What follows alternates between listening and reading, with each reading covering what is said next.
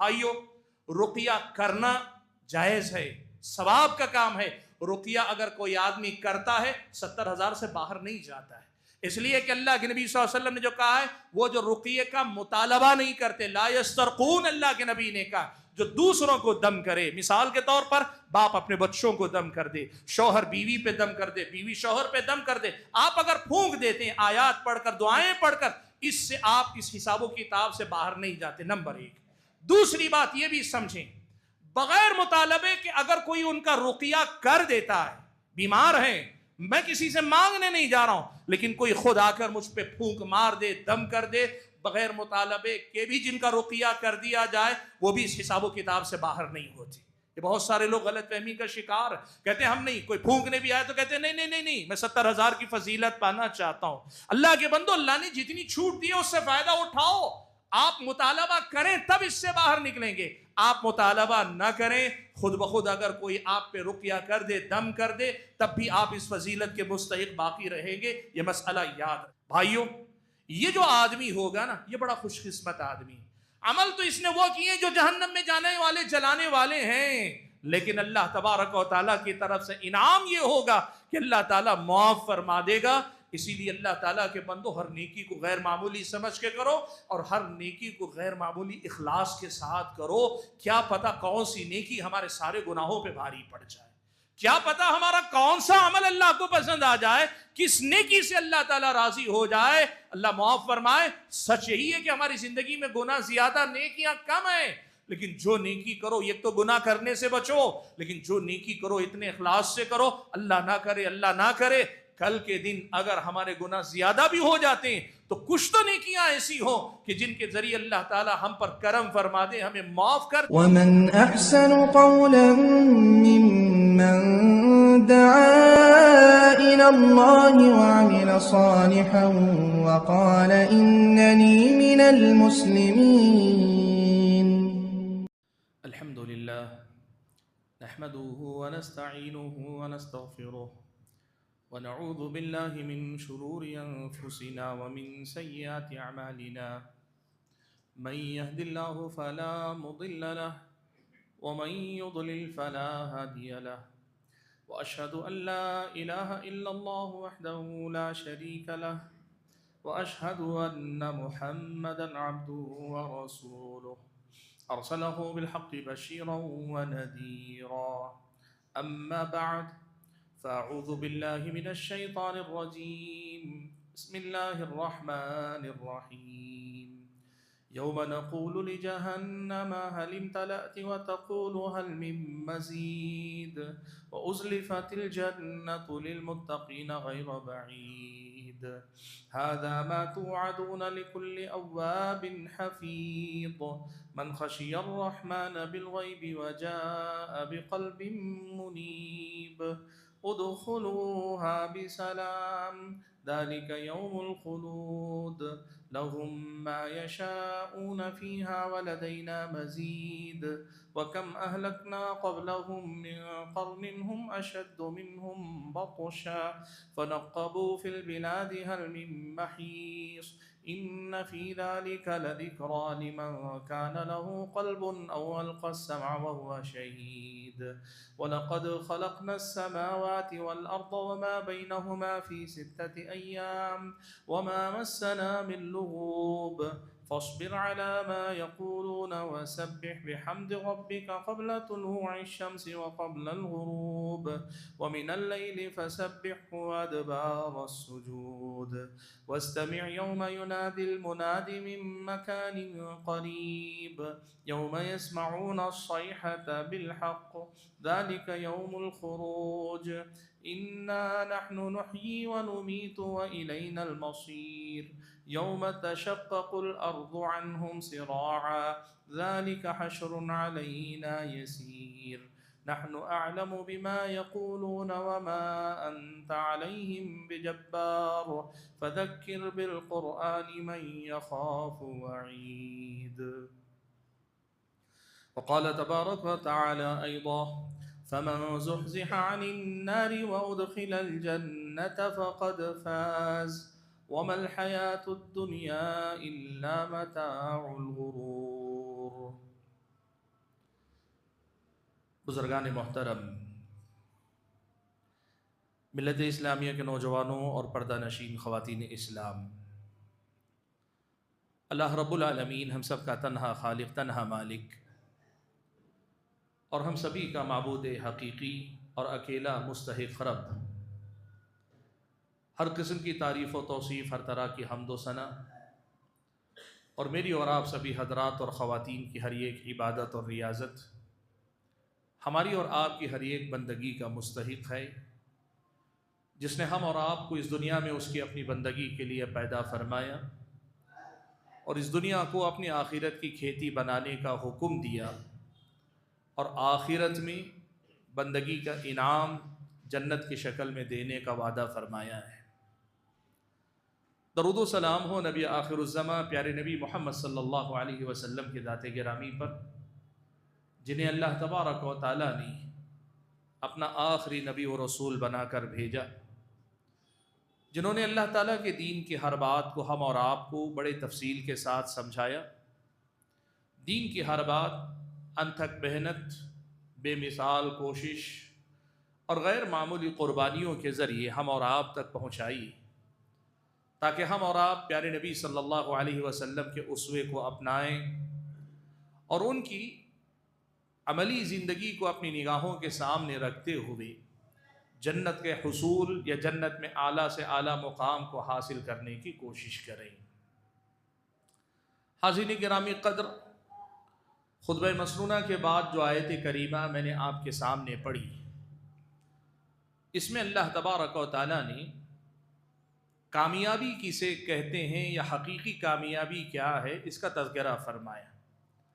اللہ نے کہا فَمَنْ زُحْزِحَ عَنِ النَّارِ وَأُدْخِلَ الْجَنَّةِ، جو آدمی جہنم سے دور کر دیا جائے، جہنم سے بچا لیا جائے اور جنت میں داخل کر دیا جائے، فقد فاز، تو وہ آدمی کامیاب ہوا۔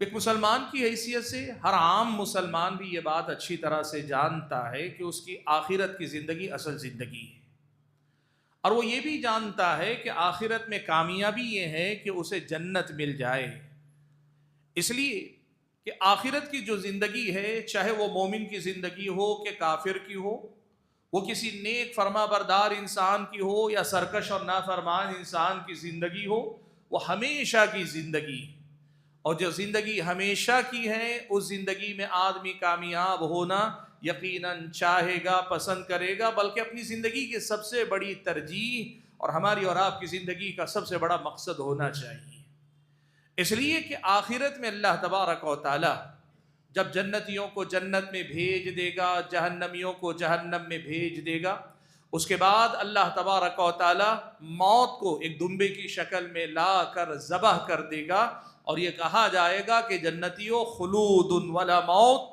اب ہمیشہ جنت ہی میں رہنا ہے، کبھی موت آنے والی نہیں ہے، اور جہنمیوں سے بھی یہی کہہ دیا جائے گا کہ یا اہل النار، اے جہنمیوں اب ہمیشہ جہنم میں رہنا ہے، کبھی موت آنے والی نہیں۔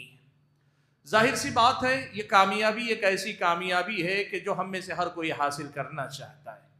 بھائیو، جہنم سے نجات پا کر جنت میں جانے کا جو مسئلہ ہے، یہ جو کامیابی ہے، اس کامیابی کے درجات ہیں، یعنی ایسا نہیں ہے کہ آدمی یا تو جنت میں ہے یا جہنم میں، صرف ایسا نہیں ہے۔ قرآن و سنت کی تعلیمات سے ہم اور آپ کو یہ بات معلوم ہوتی ہے کہ جنت میں داخلے تک لوگوں کے کئی درجات ہوتے ہیں، یعنی جنت میں جانے والے لوگ کئی قسم کے ہوتے ہیں جو جنت میں جاتے ہیں، بالآخر جنت میں جا پاتے ہیں، اور وہ درجے کئی ہیں جو قرآن و سنت میں ہم اور آپ کو بتائے گئے۔ ہماری اور آپ کی یہ ذمہ داری بنتی ہم ان درجات کو پہچانیں اور یہ بھی جانیں کہ کس درجے میں ہم کب پہنچیں گے، کیسے کس درجے کے اندر ہمارا اور آپ کا شمار ہوگا، اس تفصیل کو ہم اور آپ کو جاننے کی کوشش کرنی چاہیے۔ میں سب سے پہلے بنیادی طور پہ دو باتیں آپ کے سامنے ذکر کر لوں، اور اس کے بعد اس جنت کے اندر جانے والوں کی درجہ بندی جو قرآن و سنت میں آئی ہے آپ کے سامنے ذکر کر لوں گا۔ سب سے کامیابی کا نچلا جو درجہ ہو سکتا ہے وہ یہ ہے کہ اللہ تعالیٰ ہمیشہ کے لیے جہنم میں نہ رکھے، اللہ تعالیٰ ہمیشہ کی جہنم سے نجات دے دے، یعنی آدمی جا سکتا ہے لیکن ہمیشہ نہیں رہے گا۔ کامیابی کا آخری درجہ یہ ہے کہ آدمی جہنم سے نکال لیا جائے، بھیجا بھی جائے تو نکال لیا جائے، ہمیشہ جہنم میں نہ رہے، اس نجات کی، اس درجے کی، آخری درجے کی کامیابی کی آدمی کو کوشش کرنی چاہیے۔ اور یہ کیسے ملے گی؟ پیارے نبی صلی اللہ علیہ وسلم سے حضرت جابر رضی اللہ تعالیٰ عنہ روایت فرماتے ہیں کہ صحیح مسلم میں یہ روایت ہے، اللہ کے نبی نے فرمایا کہ من لقی اللہ لا یشرک بہ شیئا دخل الجنہ، جو آدمی اللہ تبارک و تعالیٰ سے اس حالت میں ملاقات کرے کہ اس نے اللہ تعالیٰ کے ساتھ کسی کو شریک نہیں کیا ہے، اللہ تعالیٰ کے ساتھ شرک نہیں کیا ہے، ایسا آدمی جنت میں جائے گا، ایسا آدمی جنت میں جائے گا۔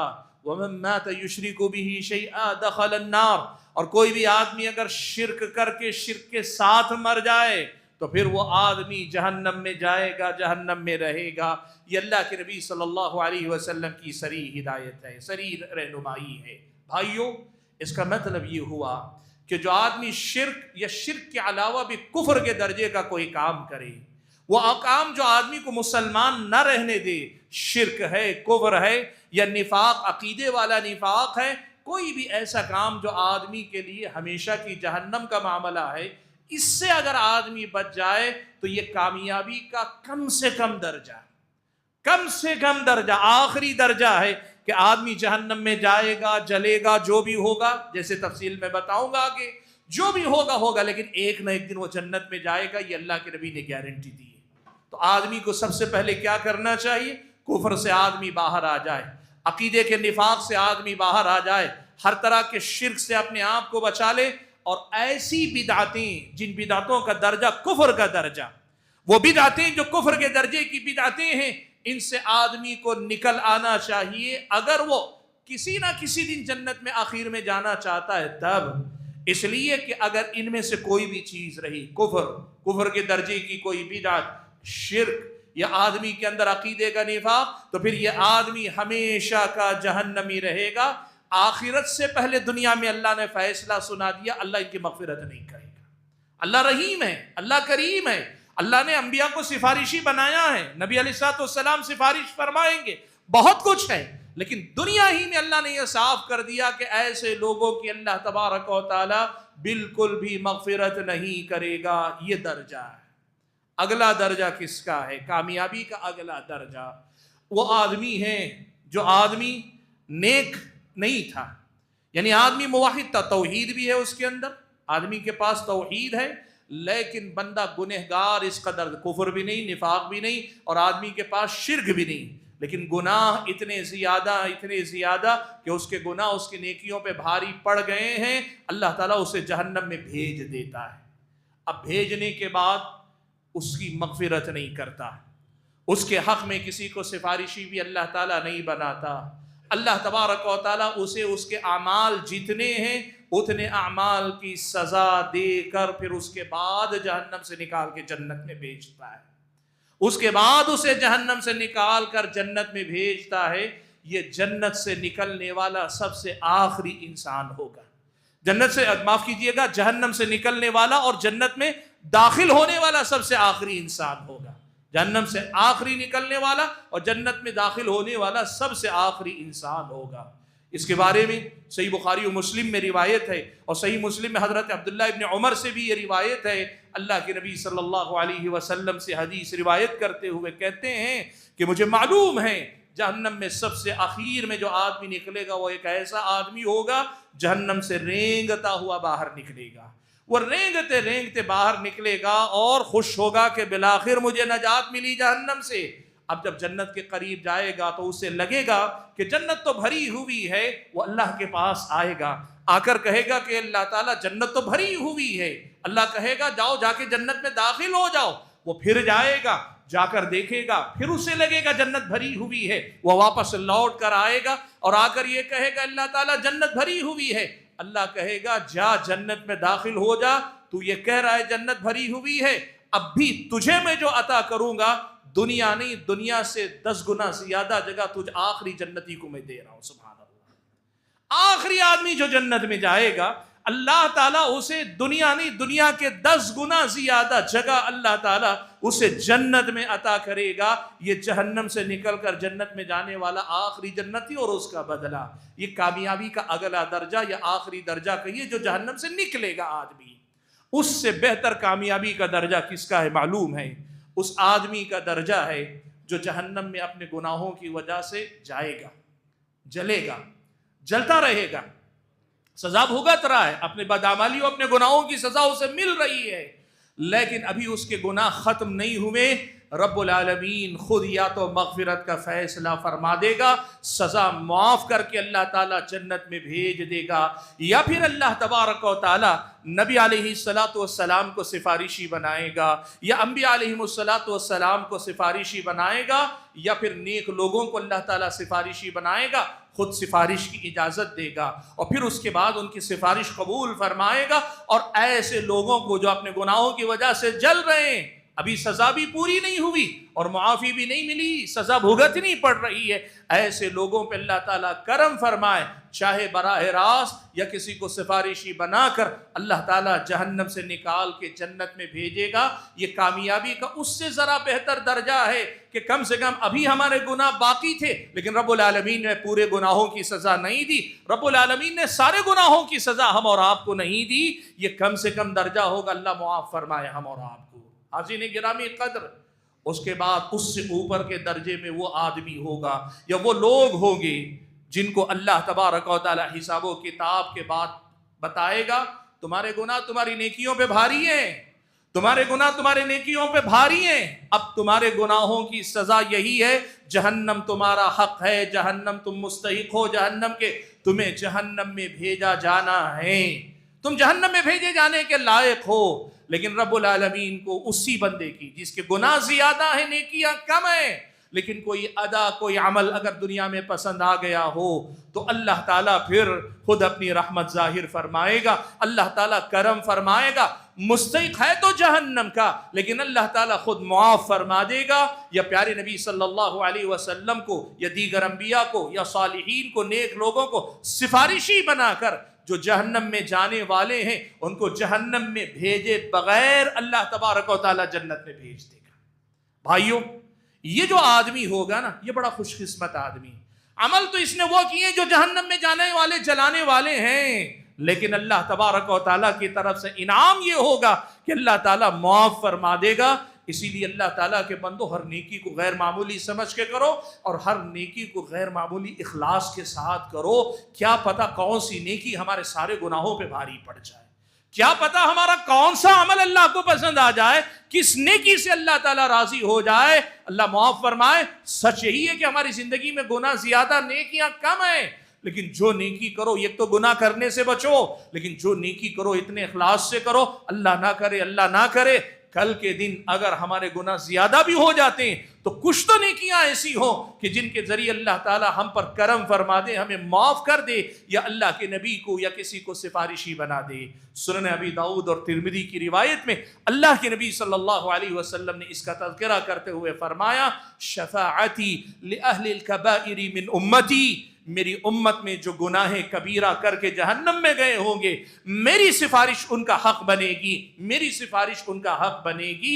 اور اللہ کے نبی نے دوسری حدیث میں یہ بات بیان فرمائی کہ ہر نبی کی ایک دعا ہوتی ہے جو اللہ تعالیٰ قبول کرتا ہے. اللہ تبارک و تعالیٰ نے مجھے وہ موقع دیا, میں نے وہ دعا اٹھا کر رکھی ہے, روز قیامت اپنی امتیوں کے لیے استعمال کروں گا. لیکن یہ امتی کون ہوں گے؟ یہ اس حدیث کی تفسیر سے معلوم ہوتا ہے یہ امتیوں میں سے گنہگار ہوں گے, امتیوں میں سے وہ بدعتی جن کی بدعت کفر کے درجے کے ہوں وہ امتی ہی نہیں رہ جائیں گے, تو پھر امتی ہونے کی وجہ سے سفارش کا حق انہیں کہاں سے حاصل ہوگا. یہ وہ مقام ہے جہاں اللہ تبارک و تعالی گناہوں کے زیادہ ہونے کے باوجود جہنم میں نہیں ڈالے گا, اس کے بغیر اللہ تعالی جنت میں داخل کر دے گا. بھائیوں, کامیابی کا اگلا درجہ, اس سے آگے کا درجہ کون سا ہے؟ یہ حقیقت میں کامیابی نہیں, یہ نقصان کے بعد پھر کامیابی کی بات ہے.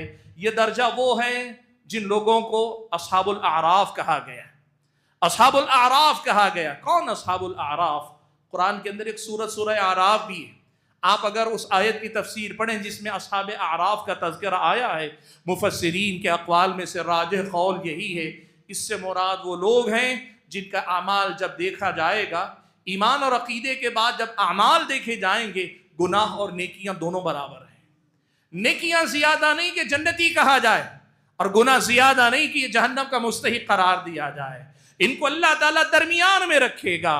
وہ جہنمیوں کو دیکھیں گے تو کہیں گے اللہ کا شکر ہے کہ اللہ تعالیٰ نے ہمیں جہنمی ہونے سے بچا لیا۔ وہ جنتیوں کو دیکھیں گے، تمنا کریں گے اللہ تعالیٰ کیا یہ اچھا ہو کہ تو ہمیں جنت میں داخل کر دے۔ یہ اسی کیفیت میں رہیں گے، ایک وقت گزرے گا اسی کیفیت میں، اور اس کے بعد رب العالمین اپنا کرم فرمائے گا۔ اپنے کرم سے ان کو، چونکہ اللہ تعالیٰ کی رحمت اس کے غضب پہ غالب ہے، رب العالمین نے کہا میری رحمت میرے غضب پہ غالب ہے، اللہ تبارک و تعالیٰ فضل سے کام لے گا، رحم و کرم سے کام لے گا۔ اصحاب اعراف کا انجام یعنی بالآخر اللہ تعالیٰ جنت میں ان کو داخل کر دے گا۔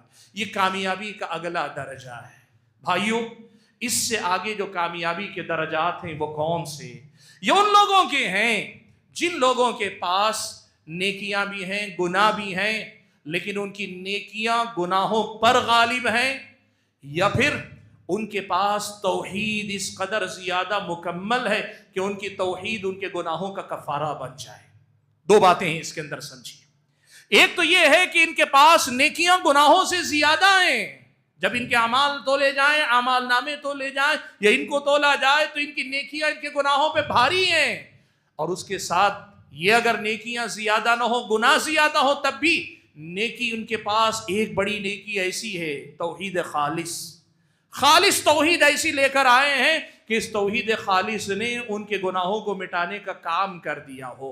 ایسے لوگوں کو اللہ تبارک و تعالیٰ جنت میں داخل کر دے گا۔ پیارے نبی صلی اللہ علیہ وسلم نے اسی مسئلے کو سمجھاتے ہوئے فرمایا، سنن ترمذی کی روایت ہے، حضرت انس بن مالک رضی اللہ تعالیٰ عنہ راوی ہیں، فرماتے ہیں کہ اللہ تبارک و تعالیٰ نے فرمایا، یعنی حدیث قدسی ہے، اللہ تبارک و تعالیٰ نے فرمایا کہ یا ابن آدم، اے آدم کے بیٹے، انک ما دعوتنی ورجوتنی غفرت لک علی ما کان منک ولا ابالی۔ اے آدم کے بیٹے، جب تک تم مجھ سے امید لگائے رکھے گا اور مجھ سے دعا کرتا رہے گا، میں تجھے معاف کرتا جاؤں گا اور مجھے پرواہ نہیں ہوگی کہ میں کتنی مرتبہ تجھے معاف کر رہا ہوں۔ جب تک تم مجھ سے امید لگائے دعا کرتا جائے گا، میں تجھے معاف کرتا جاؤں گا، پہلی بات۔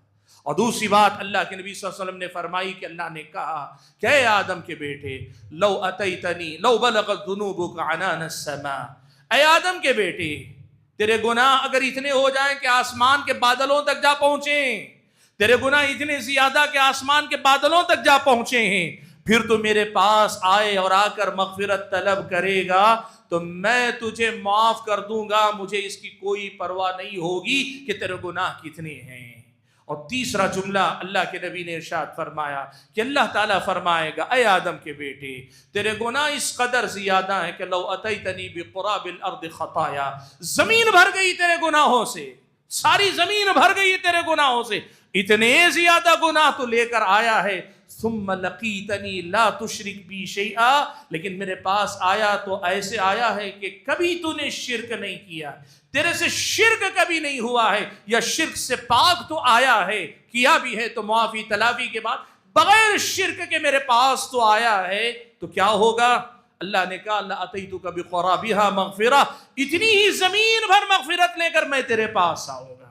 سبحان اللہ، توحید اگر توحید خالص ہو، توحید خالص ہو تو اللہ کے نبی صلی اللہ علیہ وسلم نے یہ بات ارشاد فرمائی کہ گناہ زیادہ بھی ہوں گے تو اللہ توحید کو گناہوں کا کفارہ بنا دے گا۔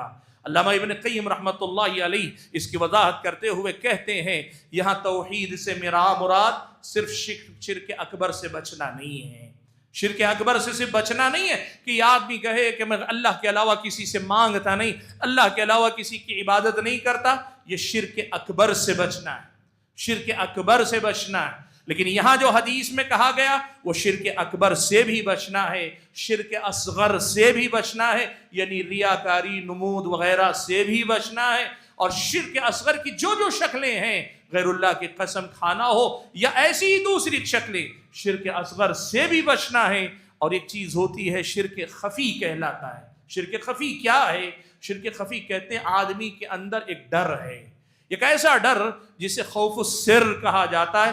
آدمی ڈرتا ہے پتہ نہیں کیا ہو جائے گا، چھو لوں گا تو کیا ہو جائے گا۔ جیسے بہت سارے لوگ بت کو اٹھا کر توڑنے کے لیے کہیں، بت کو مانتے نہیں، بت کی عبادت کرتے نہیں، اگر بت کو توڑنے کے لیے کہیں ڈرتے پتہ نہیں کیا ہو جائے گا۔ یہ خوف السر ہے، آدمی کے دل میں ڈر ہے، پتہ نہیں جن میرا کیا کر دے گا، میرا شیطان میرے ساتھ کیا کر دے گا۔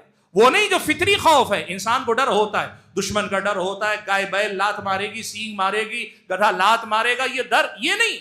اس سے ہٹ کر ایک معنوی ڈر جو آدمی کے اندر ہوتا ہے، اس کو خوف السر کہتے ہیں۔ ابن قیم نے لکھا ہے جو آدمی شرک اکبر سے بھی پاک ہو، شرک اصغر سے بھی پاک ہو، اور اس حد تک پاک ہو کہ شرک خفی بھی اس کے دل کے اندر نہ ہو، اتنی خالص توحید اگر لے کر آئے گا، یہ توحید اتنی طاقتور ہوگی، اس کے گناہوں کا کفارہ بنا کر اللہ تعالیٰ اسے جنت میں بھیج دے گا۔ یہ کامیابی کا اگلا درجہ ہے، یہ وہ درجہ ہے جہاں آدمی جہنم سے بالکلیہ بچا لیا گیا، پوری طرح بچا لیا گیا، اور اسے جنت کے اندر بھیج دیا گیا۔ اور حاضرین گرامی قدر، کامیابی کا اس سے اگلا درجہ، کامیابی کا اس سے بڑا درجہ وہ ہے جسے اللہ کے نبی صلی اللہ علیہ وسلم نے بغیر حساب و کتاب کے جنت میں لے جانے والا درجہ قرار دیا۔ پیارے نبی صلی اللہ علیہ وسلم سے یہ بات مروی حضرت ابن عباس رضی اللہ تعالیٰ عنہما روایت فرماتے ہیں، صحیح بخاری و مسلم کی روایت ہے، فرماتے ہیں کہ نبی علیہ السلام نے فرمایا کہ روز قیامت میرے سامنے امتیں پیش کی گئیں۔ اللہ کے نبی کو روز قیامت جو امتیں آئیں گی نا، وہ منظر دکھایا گیا، عرضت علی الامم، میرے سامنے امتیں پیش کی گئیں، ایک کے بعد ایک کے بعد۔ میں نے دیکھا کوئی نبی ایسے ہیں جن کے ساتھ ایک جماعت ہے، میں دیکھا کوئی اور نبی ایسے ہیں جن کے ساتھ 2 آدمی، اور کوئی نبی ایسے ہیں جن کے ساتھ ایک ہیں۔ اچانک مجھ سے کہا گیا، میں نے دیکھا ایک طرف اتنی بڑی امت، بہت بڑی تعداد آ رہی ہے، تو میں نے سمجھا کہ یہ میری امت ہے۔ حضرت جبرائیل نے کہا کہ اے محمد، یہ حضرت موسیٰ کی قوم ہے، یا آپ کی نہیں، آپ دوسری طرف دیکھیے۔ میں جب دوسری طرف دیکھوں گا میرے امتی مجھے نظر آئیں گے، اور اللہ کے نبی سب سے زیادہ متبعین رکھنے والے نبی ہوں گے۔ اللہ کے نبی نے حدیث پوری مکمل کر کے کہا، اس حدیث کے آخر میں اللہ کے نبی نے کہا میری امت میں 70,000 ایسے لوگ ہوں گے، 70,000 ایسے لوگ ہوں گے جو جنت میں بغیر حساب و کتاب کے، بغیر عذاب کے اور بغیر حساب و کتاب کے داخل ہوں گے، بغیر عذاب کے داخل ہوں گے، اور ساتھ میں بغیر حساب و کتاب کے جنت میں داخل ہوں گے۔ یہ کامیابی کا اور اعلیٰ درجہ ہے۔ سبحان اللہ۔ بھائیو، آگے بڑھنے سے پہلے حدیث کا بھی ٹکڑا باقی، لیکن ایک مسئلے کی وضاحت کر لوں۔ اس حدیث میں 70,000 کا لفظ آیا ہے، لیکن آپ کو معلوم ہے، ہم اگر آج سوچ کر دیکھیں، صحابہ کی تعداد ہی، علامہ ابن حزم رحمۃ اللہ علیہ نے لکھا ہے 1,24,000 صحابہ تھے، 1,24,000 صحابہ تھے۔ آج اگر ہم سوچیں کیا ہم ان 70,000 میں سے ہو جائیں گے، تو دل مانے گا کیا کہ ہم صحابہ سے زیادہ بہتر ہو جائیں گے؟ مایوس بھی تو ہو سکتے ہیں کہ بھئی 70,000 تو سارے صحابہ ہی میں ہو جائیں گے، ہمارا مقام کب آئے گا، ہمارا نام کب آئے گا؟ سبحان اللہ، رب العالمین بڑا کریم ہے۔ مسند احمد وغیرہ کی ایک اور روایت صحیح سند کے ساتھ آئی، اس میں اللہ کے نبی صلی اللہ علیہ وسلم نے کہا مجھے پہل بتایا گیا 70,000 میرے امتی بغیر حساب و کتاب کے جائیں گے، اور پھر اس کے بعد اللہ تبارک و تعالیٰ نے مجھے 2 باتیں بتائی۔ ایک بات تو یہ بتائی کہ ہر 1000 کے ساتھ مزید 70,000 ہوں گے، ہر 1000 کے ساتھ مزید 70,000 ہوں گے۔ 1000 کو 70,000 میں ضرب دے کر دیکھیے، 70 ملین ہوتے یا 7 کروڑ آدمی ہوتے۔ سبحان اللہ، امت محمدیہ کے 7 کروڑ آدمی بغیر حساب و کتاب کے جنت میں جائیں گے، ایک بات۔ اور دوسری بات اللہ کے نبی نے اسی حدیث میں بیان فرمائی، حساب و کتاب میں ہر 1000 کے ساتھ 70,000، اور اس کے بعد 3 حثیات من حثیات ربی، پھر رب العالمین 3 مٹھیاں اپنی مٹھی سے اٹھا کے بغیر حساب و کتاب کی جنت میں داخل کر دے گا۔ سبحان اللہ، کتنے اللہ کے بندے ہوں گے، کتنے اللہ کے بندے ہوں گے۔ رب العالمین جب اپنی مٹھی بھر اٹھا کے ڈالے گا، وہ کتنے ہوں گے اس کا حساب کسی کے پاس نہیں، کوئی اندازہ بھی نہیں لگا سکتا۔ بھائیو، یہ کامیابی کا وہ مقام ہے جہاں عذاب بھی نہیں، حساب بھی نہیں، کتاب بھی نہیں، آپ کے ہم سے کوئی حساب و کتاب ہی نہ لیا جائے، سیدھے اللہ تبارک و تعالیٰ جنت میں بھیجنے کا وعدہ کرے۔ ایسے لوگ کروڑوں میں ہوگی، امت محمدیہ میں سے کروڑوں میں ہوگی، اور اس تعداد کا اس قدر زیادہ ہونا یہ بتلاتا ہے کہ امت میں توحید کی حفاظت کرنے والے اور اپنے اندر اخلاص کے اس درجے کو پیدا کرنے والے جو اللہ کے نبی نے بتایا وہ بہت زیادہ ہوں گے انشاءاللہ جب انجام کار نکلے گا۔ یہ اور بات ہے کہ جہنم میں جانے والے اس سے زیادہ ہوں گے، سبحان اللہ، جہنم میں جانے والے اس سے زیادہ ہوں گے، لیکن مقابلہ کرنے کے لیے اپنے آپ کو بھی کہیں نہ کہیں کسی درجے میں شامل کرنے کے لیے یہ تعداد بہت بڑی ہے۔ اللہ تعالیٰ کے بندو، امید باقی رہتی ہے، چاہے کتنے گئے گزرے ہوں، لیکن کوشش کریں تو شاید اللہ تعالیٰ ہمیں بھی ان میں شامل کر لے۔ کیا کرنا پڑے گا؟ صحابہ اللہ کے نبی کے صحابہ کہتے ہیں اللہ کے نبی نے جب یہ بات کہی، اللہ کے نبی اپنے حجرے میں داخل ہو گئے۔ اب ہم آپس میں بات کرنے لگے یہ کون ہوں گے؟ 70,000 70,000 کون ہوں گے جو بغیر حساب و کتاب کے، بغیر عذاب کے جنت میں داخل ہوں گے؟ ہر کوئی اپنی اپنی بات کہہ رہا تھا۔ اللہ کے نبی واپس پلٹ کر آئے تو صحابہ نے پوچھا تو اللہ کے نبی نے کہا یہ وہ لوگ ہیں جن کے اندر یہ 4 صفات ہو۔ اللہ کے نبی صلی اللہ علیہ وسلم نے فرمایا الذین لا یسترقون۔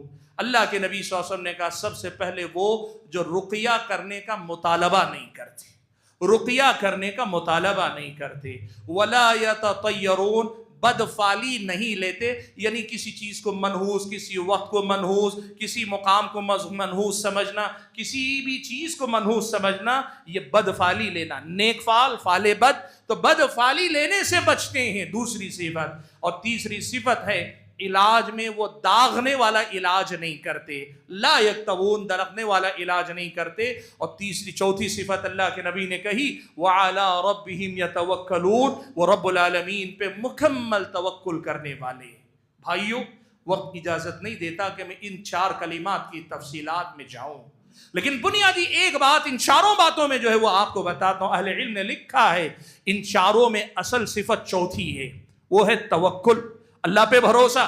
اس قدر زیادہ اللہ تعالیٰ پہ کامل بھروسہ کہ اللہ تبارک و تعالیٰ کے علاوہ وہ کسی سے کوئی امید نہ رکھے، نہ ڈر میں، نہ لالچ میں، کسی چیز میں بھی اللہ پر مکمل توکل کرنے والے ان لوگوں کے لیے اللہ تبارک و تعالیٰ نے کہا بغیر حساب و کتاب کے اور بغیر عذاب کے وہ جنت کے اندر جائیں گے۔ یہاں 1-2 مسئلے بتا دوں تاکہ لوگ غلط فہمی میں نہ رہے۔ بھائیو، رقیہ کرنا جائز ہے، ثواب کا کام ہے۔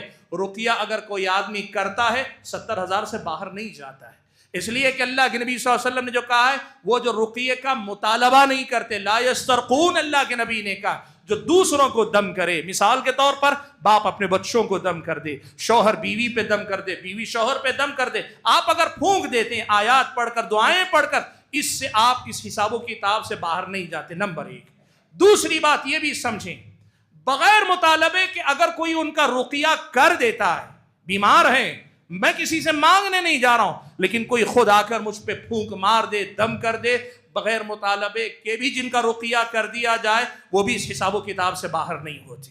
یہ بہت سارے لوگ غلط فہمی کا شکار کہتے ہیں ہم نہیں، کوئی پھونکنے بھی آئے تو کہتے ہیں نہیں میں 70,000 کی فضیلت پانا چاہتا ہوں۔ اللہ کے بندو، اللہ نے جتنی چھوٹ دی ہے اس سے فائدہ اٹھاؤ، آپ مطالبہ کریں تب اس سے باہر نکلیں گے، آپ مطالبہ نہ کریں، خود بخود اگر کوئی آپ پہ رقیہ کر دے، دم کر دے، تب بھی آپ اس فضیلت کے مستحق باقی رہیں گے۔ یہ مسئلہ یاد رکھیے۔ تیسری بات جو زیادہ اہم ہے، یہ جو 3 صفات ہم نے کہی، ایک تو علاج میں داغنے کا علاج نہیں کرتے، بدفعلی نہیں لیتی، رقیہ نہیں کرتے، اس کا ایک مطلب بعض حضرات نے غلط سمجھا ہوا ہے، اور وہ یہ سمجھتے ہیں اس کا مطلب یہ ہے کہ بیمار ہو تو علاج نہ کرے۔ اگر آدمی کوئی بیماری لاحق ہو، دوا نہ کھائے، علاج نہ کرے، ڈاکٹر کے پاس نہ جائے، یاد رکھو اللہ تعالیٰ کے بندو یہ اس حدیث میں شامل نہیں۔ آپ علاج کیجئے، دوا کھائیے، ڈاکٹر کے پاس جائیے، لیکن خیال صرف اس کا رکھیے کہ یہ ڈاکٹر کا معاملہ، یہ دوا کا معاملہ توکل کا بڑا امتحان ہے۔ آپ بالکل دوا استعمال کر سکتے ہیں، ڈاکٹر کے پاس جا سکتے ہیں، پیارے نبی صلی اللہ علیہ وسلم نے کہا تداووا یا عباد اللہ، اے اللہ کے بندو تم دوا کرو، علاج کرو، فَإِنَّهُ مَا أَنزَلَ اللَّهُ دَاءً إِلَّا وَقَدْ أَنزَلَ لَهُ شِفَاءً، اللہ نے جو بھی بیماری اتاری ہے اس کا علاج بھی اللہ تعالیٰ نے اتارا ہے۔ اور اللہ کے نبی صلی اللہ علیہ وسلم نے یہ بھی کہا، مسئلہ یہ ہے کہ آدمی یا تو دوا نہیں پہچانتا یا کبھی دوا لیتا ہے لیکن اللہ کی طرف سے شفا کا فیصلہ نہیں ہوتا، ورنہ ہر بیماری کا علاج اللہ تعالیٰ نے اتارا ہے اور علاج کرنے کا اللہ کے نبی نے حکم دیا۔ خود اللہ کے نبی کا علاج کیا گیا، جنگ احد میں اللہ کے نبی زخمی ہوئے، صحابہ نے اللہ کے نبی کا علاج کیا۔ علاج کرنے سے 70,000 سے آپ باہر نہیں ہوتے ہیں. البتہ علاج کے دوران اپنے توکل کی حفاظت کریں. وہ کیا ہے؟ ڈاکٹر سبب ہے، دوا سبب ہے.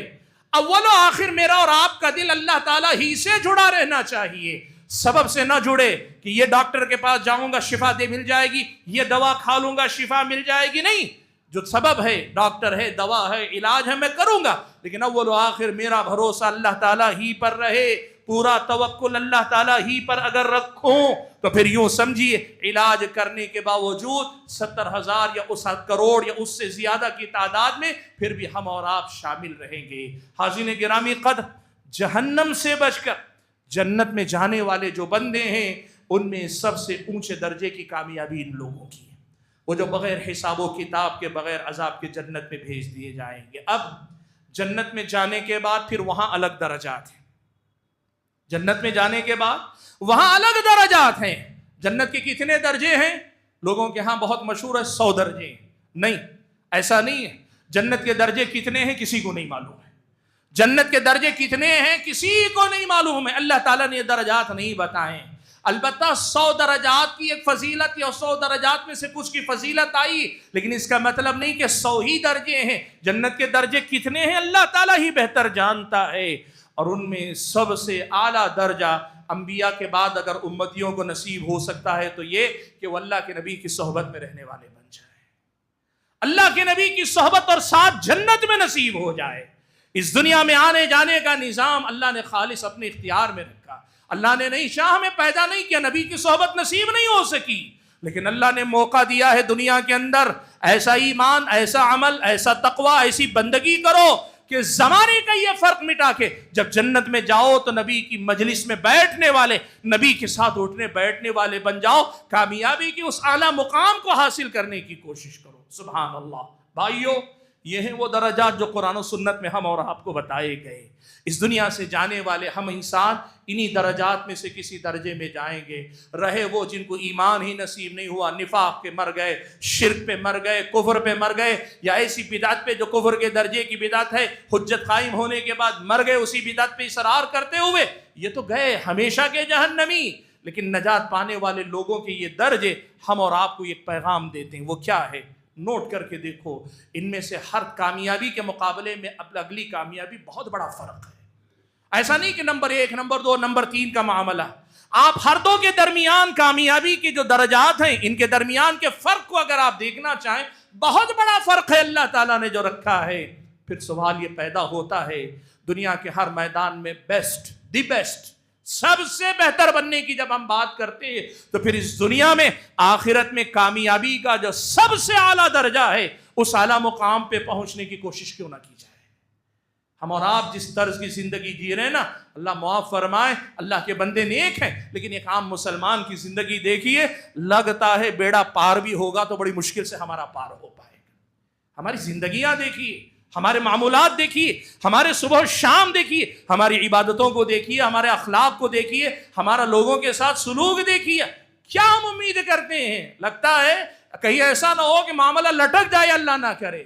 سبحان اللہ. بھائیو، اس غفلت سے بیدار ہوں اور دیکھیں کامیابی کے کتنے مقامات اللہ تعالیٰ نے رکھے ہیں اور کس مقام پہ پہنچ کر ہم اور آپ کو کامیابی حاصل کرنی ہے. آج کی اس خطبہ جمعہ سے میں یہی پیغام اپنے آپ کو سب سے پہلے، پھر آپ تمام حضرات اور خواتین کو یاد دلانا چاہتا ہوں. اللہ کے بندو، جنت جسے کہتے ہیں نا، بہت بڑی نعمت ہے، بہت بڑی دولت ہے. اللہ کے نبی نے کہا تھا کہ اس جنت کا ایک کوڑے بھر، یعنی ایک گز بھر حصہ، ایک ہاتھ بھر جو زمین جنت کی ہے یا جنت کا حصہ، یہ دنیا اور دنیا کی جو کچھ نعمتیں اس سے کہیں زیادہ بھاری ہے، اس سے زیادہ قیمتی ہے. ایسی جنت کے حصول اور اس میں کامیابی کی یہ جو درجات ہیں، ان درجات کو پانے کے لیے ہم اور آپ کو انتھک محنت کرنی چاہیے، بہت زیادہ کوشش کرنی چاہیے اور اپنے آپ کو مثالی کامیابی کی طرف لے کر جانا چاہیے. نیکی کرنے کا، نیکی کمانے کا کوئی موقع اپنے ہاتھ سے جانے مت دو. اس دنیا میں ملنے والے جو سانس ہیں، ان کو غنیمت سمجھو. ہمارے سامنے جو منزل ہے، جو انعام ہے، بہت بڑا ہے. الا ان سلعۃ اللہ غالیہ. نبی علیہ السلام نے کہا، لوگو، اللہ نے تمہارے ساتھ جس سامان کا سودا کیا ہے نا، وہ بہت قیمتی ہے. الا ان سلعۃ اللہ الجنہ. اللہ نے تمہارے ساتھ جس کا سودا کیا ہے وہ جنت ہے. اس کے حاصل کرنے کے لیے محنت کرو۔ اللہ سے دعا کیجئے کہ اللہ تعالیٰ مجھے، آپ سبھی حضرات اور خواتین کو جو کچھ ہم نے کہا سنا ہے، کہنے اور سننے سے زیادہ ان باتوں پہ عمل پیرا ہونے کی توفیق عطا فرمائے۔ اللہ تعالیٰ جہنم سے بچ کر جنت میں لے جانے والے اعمال کو ہم اور آپ کو اپنی زندگی میں کرنے کی توفیق عنایت فرمائے۔ اللہ جب تک دنیا میں رکھے ایمان اسلام پر قائم رکھے، جب اپنے پاس بلائے تو ایمان کی حالت میں بلائے۔ ہم میں سے جو بیمار ہیں اللہ ان کو شفا عطا فرمائے، جو پریشان حال ہیں اللہ ان کی پریشانیوں کو دور فرمائے، جو لوگ بہکے ہوئے بھٹکے ہوئے اللہ ان کو ہدایت نصیب فرمائے، اور جو لوگ بے روزگار ہیں اللہ تبارک و تعالیٰ ان کو پاکیزہ رزق، حلال رزق نصیب فرمائے۔ ہماری اور آپ کے دین و ایمان کی حفاظت فرمائے، جان و مال عزت و آبرو کی حفاظت فرمائے، اور دنیا میں جہاں کہیں ظلم ہو رہا ہے، زیادتیاں ہو رہی، اللہ تعالیٰ ظالموں کی پکڑ کرے، مظلوموں کی اللہ تبارک و تعالیٰ حفاظت فرمائے۔ اللہ تبارک و تعالیٰ ہم اور آپ کو اس دنیا میں اللہ کی بندگی کرتے ہوئے زندگی گزارنے کی، اور جب اللہ کے پاس جائیں تو اللہ تعالیٰ کو راضی کر کے جانے کی توفیق نصیب فرمائے۔ اللہ ہم سے راضی ہو جائے، ہمارے والدین سے راضی ہو جائے، ہمارے اساتذہ، ہمارے بڑے بزرگوں سے اللہ راضی ہو جائے۔ اللہ سب کی مغفرت فرمائے، سب کو جنت نصیب فرمائے۔ آمین۔ وآخر دعوانا ان الحمد للہ رب العالمین۔